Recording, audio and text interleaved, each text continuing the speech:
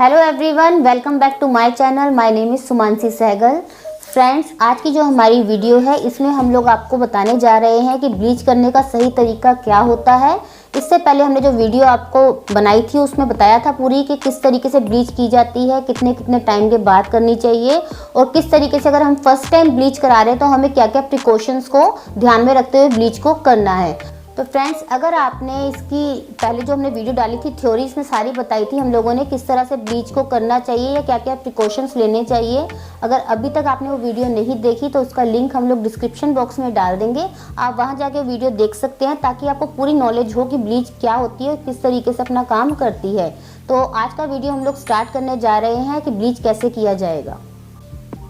तो फ्रेंड्स, सबसे पहले हम लोग फेस को क्लीन करेंगे क्योंकि आपका क्लाइंट अगर बाहर से आया होता है तो मे बी पॉसिबिलिटीज़ होती हैं कि उनके फेस पे डस्ट हो, डर्ट हो। कई बार जो आपका क्लाइंट होता है वो मेकअप भी किए होते हैं, तो आप लोगों को पहले फेस को क्लीन करना है। क्लीन करने के लिए आप किसी भी क्लींजर का यूज़ कर सकते हैं। इस समय मैं वैदिक लाइन का क्लींजर ले रही हूँ, लीची शेक क्लींजिंग मिल्क।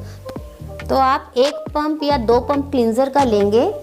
कोई भी क्लींजर आप लोग ले सकते हैं, ऐसा नहीं कि किसी ब्रांड की ब्लीच कर रहे हैं उसी का क्लींजर ले रहे हैं। ऐसा हो तो अच्छी बात है, अगर नहीं भी हो तो कोई दिक्कत नहीं है। तो आप क्लींजर को फेस पर डस्ट को रिमूव करने के लिए एप्लीकेशन करेंगे और गीला हाथ करके हल्के से फिंगर्स के मसाज करेंगे।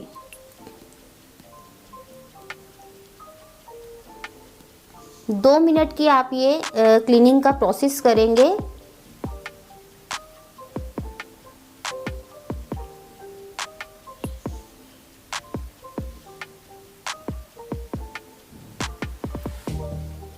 इससे क्या होगा, जितनी भी फेस पर डस्ट डर्ट होगी वो रिमूव हो जाएगी। अगर आपके क्लाइंट का मेकअप भी हुआ है तो वो भी हट जाएगा। लिपस्टिक का जरूर ध्यान रखें, अगर क्लाइंट ने लगाई हुई है तो आप एक बार रिमूव कर दीजिए।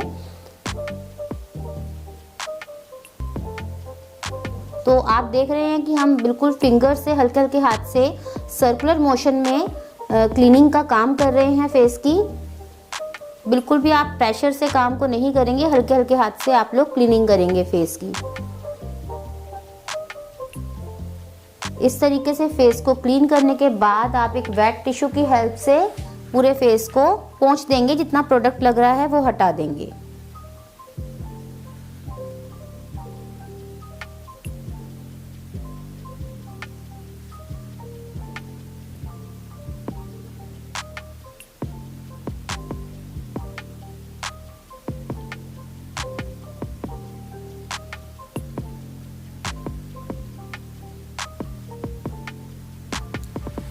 जैसा कि मैंने आपको वीडियो में बताया था कि ब्लीच से जो हमारे फेस पर हेयर होते हैं वो ब्लोंड शेड के होते हैं, ब्राउन शेड में आ जाते हैं, गोल्डन शेड भी बोल सकते हैं। तो मैं आपको दिखाती हूँ। पहले जो हमारे क्लाइंट के हेयर हैं वो शो हो रहे हैं ब्लैक कलर में। तो जब ये चेंज करेंगे हम लोग, जब ब्लीच हो जाएगा तो तब ये किस तरीके के कलर में आ जाएंगे। कैमरे से हम कोशिश करते हैं आपको दिखाने की। तो आप देख रहे हैं फोरहेड पे हेयर है तो ये ब्लैक हेयर है। तो देखिए आप, ये सारे ब्लैक हेयर हैं। साइड पे आप लोग देखेंगे कि ब्लैक हेयर हैं। तो इस तरीके से अपर लिप्स पे भी आप लोग देख सकते हैं, तो आपको अलग ही दिख जाएंगे। और आफ्टर ब्लीच क्या रिजल्ट रहता है ये हम आपको दिखाएंगे आज की वीडियो में। तो फेस को हम लोग सूखे कपड़े से भी एक बार डैब डैब कर देंगे ताकि जितना मॉइस्चर है वो हट जाए फेस के ऊपर से। इसके बाद अब हम लोगों को करनी है ब्लीच मिक्स। ब्लीच के लिए हमें चाहिए एक बाउल लेंगे हम लोग, प्लास्टिक का होना चाहिए बाउल आपका, और एक आपके पास होना चाहिए स्पैचुला, ये भी प्लास्टिक का ही है हमारे पास। अब ब्लीच जो आज मैं यूज़ करने जा रही हूँ वैदिक लाइन ब्रांड की है, ऑक्सी ब्लीच। तो जैसे कि मैंने आपको बताया था ये ऑक्सी ब्लीच जो होती है ऑल स्किन टाइप होती है, बहुत अच्छी इसकी रिजल्ट है। अगर सेंसिटिविटी भी है फेस पर तब भी इससे बहुत कम चांस होते हैं कि कोई प्रॉब्लम हो। तो वैदिक लाइन की ये ब्लीच आप लोग अपने पार्लर में रख सकते हैं और इंस्टेंट ग्लो देती है, फेयरनेस का वर्क करती है। तो ये ब्लीच क्रीम होती है और ये इसका एक्टिवेटर होता है। और इसमें एक प्रोडक्ट और आता है oxy pre bleach lotion. Pre का मतलब होता है पहले लगाने का। कई सारी ब्लीचेस में आपको आफ्टर भी मिलता है और प्री भी मिलता है, तब आप दोनों की एप्लीकेशन कीजिए। प्री का मतलब पहले लगाना है, इसलिए आप इस मॉइस्चराइज़र को लेके ये लोशन आप थोड़ा सा लेंगे हाथों पर और थोड़ी सी क्वांटिटी में आप इसको फेस पर अप्लाई कर देंगे। ये सेफ्टी पर्पस से दिया गया लोशन होता है कि थोड़ा सा स्किन को दिक्कत ना हो ब्लीच की वजह से। तो इस तरीके से आपने इसकी एप्लीकेशन कर दी, जैसे मॉइस्चराइज़र लगाते हैं आपने इस प्री लोशन को ऐसे ही लगा दिया। अब इस दौरान हम लोग क्या करेंगे, अपनी ब्लीच को मिक्स करेंगे। तो इसके लिए क्या रेशियो होना चाहिए, इससे पहले भी हमने कई सारी वीडियो बनाई हुई है इस टॉपिक के ऊपर, लेकिन और भी अच्छे से आप लोगों को समझ आए इसलिए हम लोग दोबारा इन वीडियोस को बना रहे हैं। तो अगर आप नोट्स बनाना चाहें तो हमने इससे पहले जो वीडियो बनाई थी उसमें पूरे आपके नोट्स की तरह आप उनको लिख सकते हैं। तो फ्रेंड्स, इस तरीके से आपने एक स्पैचुला ब्लीच का लिया, इसको आप लोग बाउल में डालेंगे अपने। और ये ब्लीच में जब हम लोग एक्टिवेटर की डालते हैं तब ये ब्लीच थोड़ी ज़्यादा हो जाती है, इतनी क्वांटिटी नहीं रहती।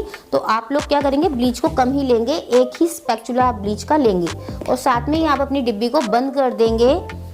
इसके बाद आप एक्टिवेटर को ओपन करेंगे तो एक्टिवेटर इस टाइप का एक पाउडर होता है। तो पीछे वाले हिस्से से, पहले आगे वाले हिस्से से हमने ब्लीच को लिया था, क्रीम को, अब मैं पीछे वाले हिस्से से एक्टिवेटर को डालूंगी। जैसे कि हम बताते हैं 2 पिंचेस हम लोग एक्टिवेटर डालते हैं, तो अभी हम 2 छोटे छोटे से पीछे से स्पैचुला में, पीछे की साइड से स्पैचुला से हम लोग 2 टाइम ब्लीच पाउडर को डालेंगे।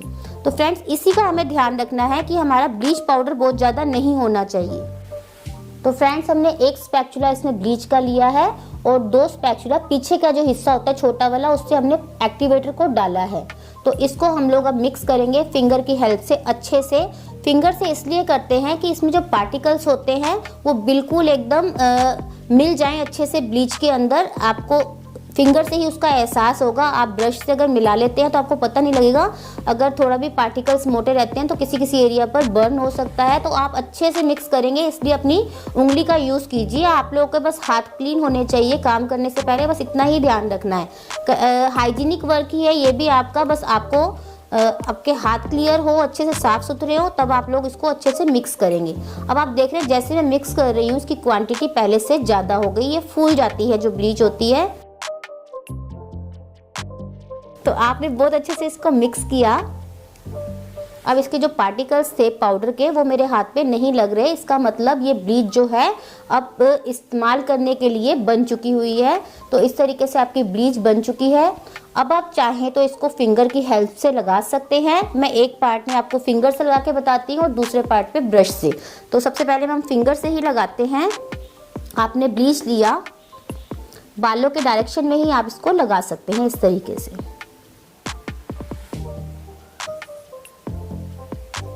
आप लिप्स एरिया को छोड़ेंगे जैसे कि मैंने पहली वीडियो में आपको बताया था।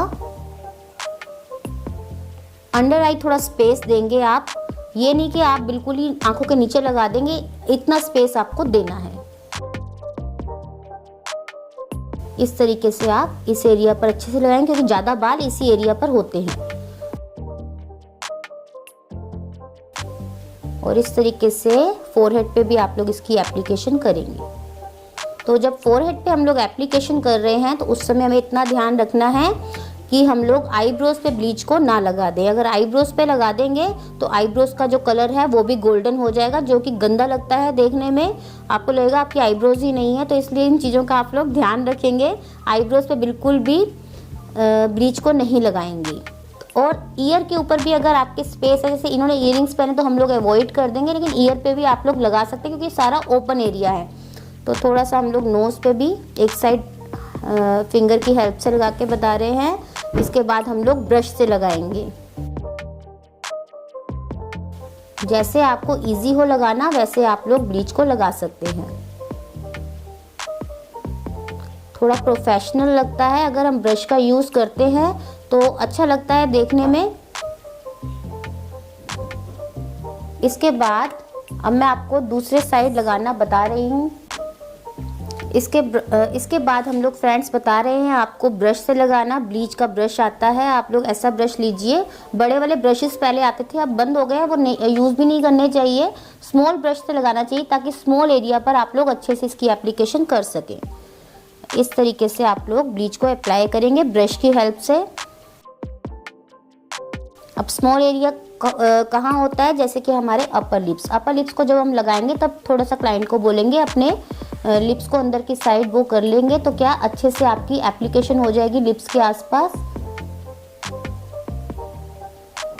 और जब भी आप ब्लीच एप्लीकेशन कर रहे हैं तब अपने क्लाइंट से ज़रूर पूछेंगे कि आपको, क्योंकि अगर कराई भी हो कभी कभी ऐसा होता है एक्टिवेटर ज़्यादा जल जाता है तब जलन ज़्यादा होती है, तो आप पूछ लेंगे कि आपको ज़्यादा इचिंग तो नहीं हो रही, बाकी नॉर्मल इचिंग इससे होती ही है।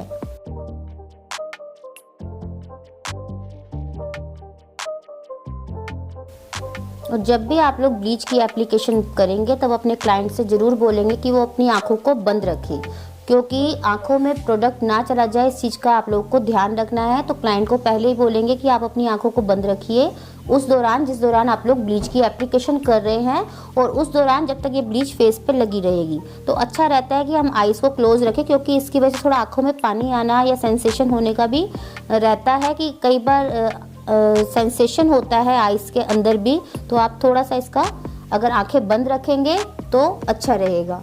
तो बाकी जितना प्रोडक्ट है आप नेक पर भी अप्लाई करेंगे,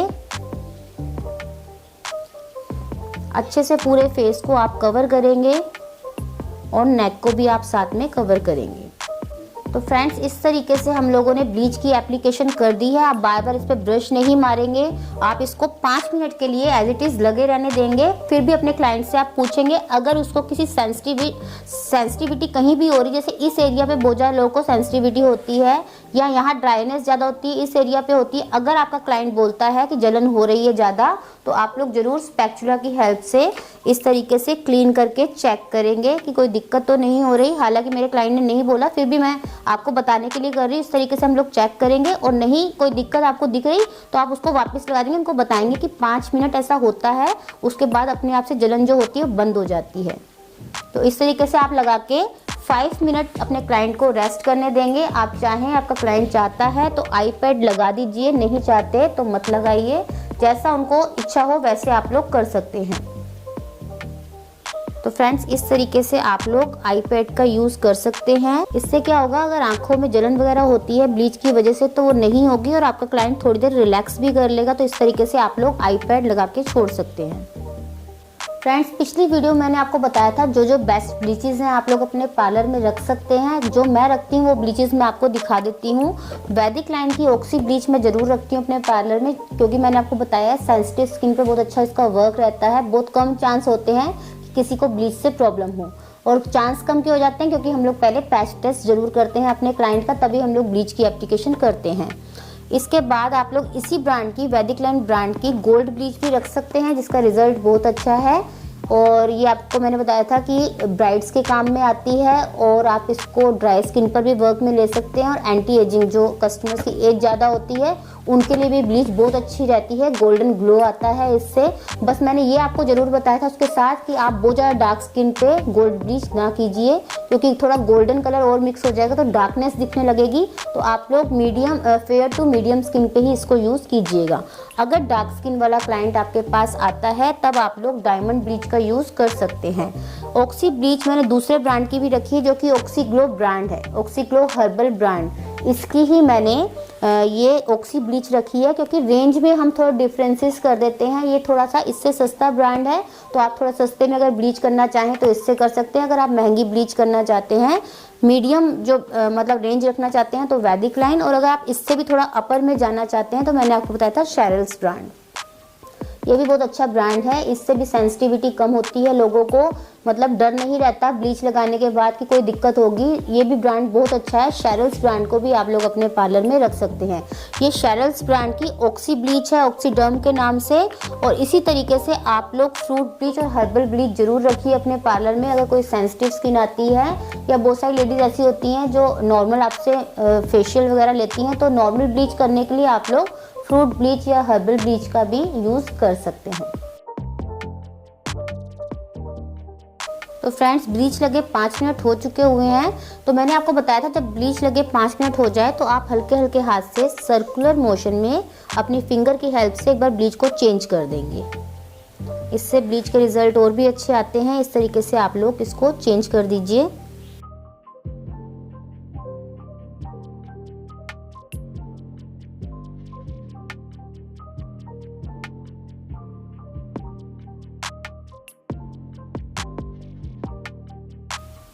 तो फ्रेंड्स, जैसे कि मैंने आपको बताया था थ्योरी वाली क्लास में कि आप लोग एक बार चेक करेंगे 10 मिनट के बाद। किसी किसी क्लाइंट के जो ब्लीच होती है 10 मिनट्स में कंप्लीट हो जाती है, और किसी किसी का बहुत ज़्यादा फेयर कॉम्प्लेक्शन है तो उनको 20 मिनट लगते हैं ब्लीच होने को। मीडियम फेयर टू मीडियम में आपको 10 से 15 मिनट ही लगेंगे।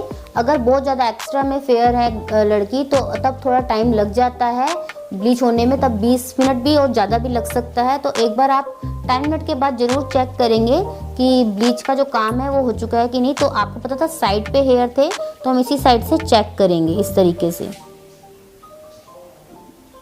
तो आप देख रहे हैं जो हेयर हैं उनका कलर चेंज हो गया लगभग।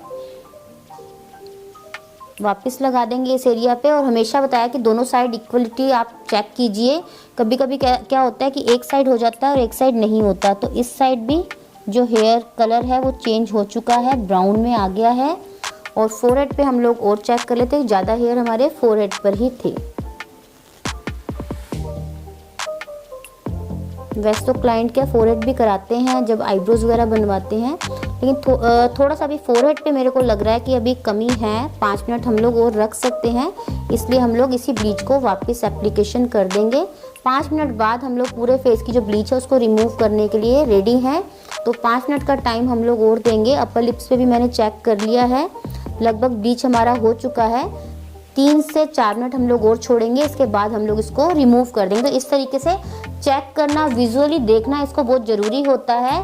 तो आप 5 मिनट बाद या 10 मिनट बाद ज़रूर चेक कर लीजिए कि ब्लीच का जो, ऐसा नहीं होता कि टाइमिंग ही होती, टाइमिंग तो होती है, फिर भी आप लोग चेक ज़रूर कीजिए। कभी कभी टाइमली हो जाता है जल्दी, तो आप लोग ऐसा नहीं लगा के रखना, तब आप लोग रिमूव कर सकते हैं।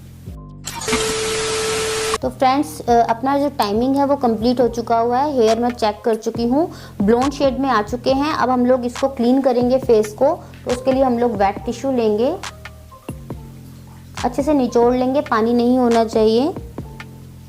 और आप लोग फोरहेड से स्टार्ट करेंगे क्लीन करना।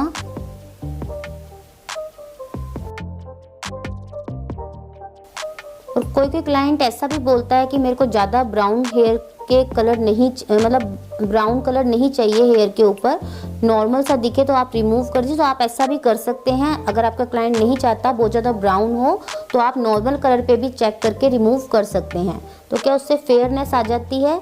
अब आप देखेंगे जो हेयर कलर है मैं आपको चेक करा देती हूँ, ब्लोंड हो चुका हुआ है। तो देखेंगे ये बालों का जो कलर है वो चेंज हो चुका हुआ है। इसकी वजह से क्या होता है, थोड़े थोड़े निशान भी हमारे कम दिखने लगते हैं। तो इस तरीके से हमारा फेस क्लीन हो जाता है। अब एक बार मैं आई पैड हटा दूंगी और उसके बाद पूरे फेस को अच्छे से मैं क्लीन कर दूंगी। तो ब्लीच का यूज़ हम लोग करते हैं इंस्टेंट ग्लो के लिए, फेयरनेस के लिए। और अगर आपके चेहरे पे मार्क्स वगैरह हैं तो इससे वो जो निशान है वो लाइट दिखने लगते हैं, जैसे कि एक्ने पिंपल के पुराने मार्क्स हो जाते हैं। और हमारे पिगमेंटेशन के मार्क्स होते हैं वो लाइट हो जाते हैं धीरे धीरे। तो कर सकते हैं आप लोग ब्लीच। मैंने सारा उसमें बताया गया कि कब कब करनी है, कितना गैप होना ज़रूरी है। और जब भी हम लोग ब्लीच करने जा रहे हैं नया, उस समय किस तरीके से हमको टेस्ट करना है ब्लीच का। हमेशा बिना टेस्ट करे आप कभी भी क्लाइंट के ब्लीच नहीं करेंगे। टेस्टिंग के लिए मैं बता देती हूँ आप किस तरीके से यूज़ करेंगे ब्लीच को। आप बिल्कुल थोड़ी सी ब्लीच लेंगे और उसमें थोड़ा सा पाउडर मिलाएंगे, और उसके बाद आप लोग इस एरिया पे नेक एरिया तक एक साइड या दोनों साइड लगा के ब्लीच को टेस्ट कर सकते हैं। फिर आप अपने क्लाइंट को बोलिए कि आपने टेस्ट कर लिया है, आप लोग हमें कल बताएंगे कि आपको कोई प्रॉब्लम अगर नहीं हुई तब तो हम लोग ब्लीच की सर्विस आपको देंगे, अदरवाइज़ नहीं देंगे। उसके बदले फिर आप लोग डिटेनिंग करा सकते हैं। तो इस तरीके से आप देख रहे हैं फेस पूरा क्लीन हो चुका है और फेस पे ग्लो भी आ गया हुआ है। तो आप देख रहे हैं फेस पर अब ग्लो भी है, मार्क्स भी कम हो गए हैं, जो हेयर है उनका कलर चेंज हो चुका हुआ है। तो हम अपने क्लाइंट को ऐसे ही नहीं छोड़ेंगे कि आपने ब्लीच कर दिया और उनको बोल दिया कि हो गया। इसके बाद आपको ज़रूर लगाना है फेस पे मॉइस्चराइज़र। तो मॉइस्चराइज़र मैं वैदिक लाइन ब्रांड का fig and honey moisturiser use कर रही हूँ उनके फेस के लिए। इस तरीके से आप फेस पर मॉइस्चराइजिंग ज़रूर करेंगे। और अगर आपकी ब्लीच में है आफ्टर ब्लीच तो उसको आप लगा सकते हैं। मॉइस्चराइज़र तब नहीं लगाइए, तब आफ्टर ब्लीच लगा सकते हैं। और आप अपने क्लाइंट को बताएंगे कि अगर वो धूप में जा रहे हैं तो किसी कॉटन के कपड़े से अपने फेस को रैप करें, ताकि जो आपने ब्लीच कराई है उस पर कोई बैड इफ़ेक्ट ना पड़े धूप से। तो आप उनको ज़रूर गाइड करेंगे और आप अपने क्लाइंट को बोलेंगे कि आज का दिन या 6 से 7 घंटे आप फेस के ऊपर किसी तरीके का फेस वॉश वगैरह ना लगाएं। अगर ज़्यादा टाइम छोड़ सकते हैं तो और अच्छी बात है, लेकिन 7 घंटे तो बिल्कुल आप लोग फेस वॉश वगैरह का यूज़ ना करें। तो फ्रेंड्स, इसी के साथ जो हमारा आज का वीडियो है ब्लीच का वो कंप्लीट हुआ। आई होप कि आपको अच्छी इन्फॉर्मेशन मिली होगी। तो फ्रेंड्स, अगर आपको ये वीडियो पसंद आया हो तो इसको ज़्यादा से ज़्यादा लाइक कीजिए, शेयर कीजिए और हमारे यूट्यूब चैनल सुमांशी सहगल को जरूर सब्सक्राइब कीजिए और हमारी इंस्टा आईडी को भी आप लोग जरूर फॉलो कीजिए। Thank you so much.